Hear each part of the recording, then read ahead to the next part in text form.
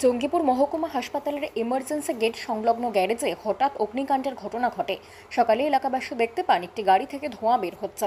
দ্রুত তারা বিষয়টি বুঝতে পেরে খবর দেন জঙ্গিপুর ফায়ার স্টেশনে। দমকল কর্মীরা দ্রুত ঘটনাস্থলে পৌঁছে আগুন নিয়ন্ত্রণে আনেন।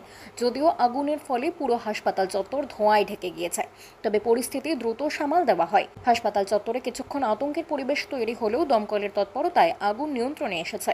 প্রাথমিকভাবে জানা গিয়েছে ওই গ্যারেজের ভেতরে একটি অ্যাম্বুলেন্স ছিল, তবে আগুনের প্রকৃত কারণ এবং ক্ষয়ক্ষতির পরিমাণ এখনও স্পষ্ট নয়।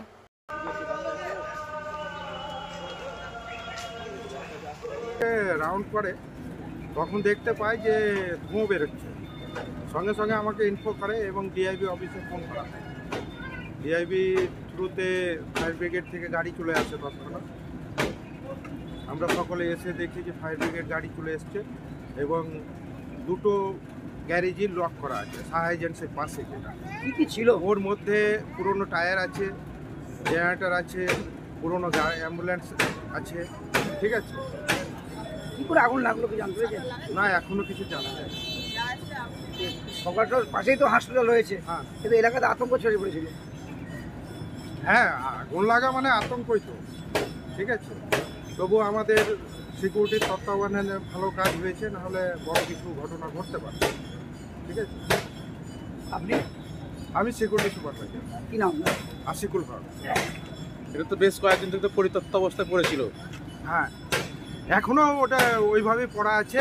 পাশের যে রুম গ্যারেজটা, ও সাহা এজেন্সি একটা নতুন এসছে, ওদেরকে দেখেছি দেওয়া হয়েছিল। ওরা এটা মানে ওখানে ওষুধ বিক্রি করতো। তো কতদিন থেকে বন্ধ পড়েছিল এটা? দীর্ঘদিন ধরে বন্ধ করে আছে।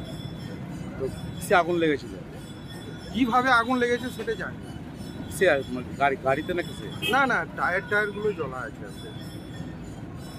আপনার নাম? আমার নাম আশিকুল হক। এবং হসপিটাল থেকে কতটা, হসপিটাল মেন বিল্ডিং থেকে কতটা দূরত্বটা? এইটা তো 100 মিটার দূরেই। বড় সড়ো আগুন লাগলে একটা বড় ক্ষতি হতো। ক্ষতি হতে পারে, যেটার মানে আমাদের সিকিউরিটির তত্ত্বাবধানে খুব ভালো কাজ হয়েছে। টাইমলি সবকে ইনফো করার জন্যে বড় হাদসা থেকে বাঁচাই গেছে। আপনি? আমি সিকিউরিটি সুপারভাইজার, নাম? আশিকুল হক।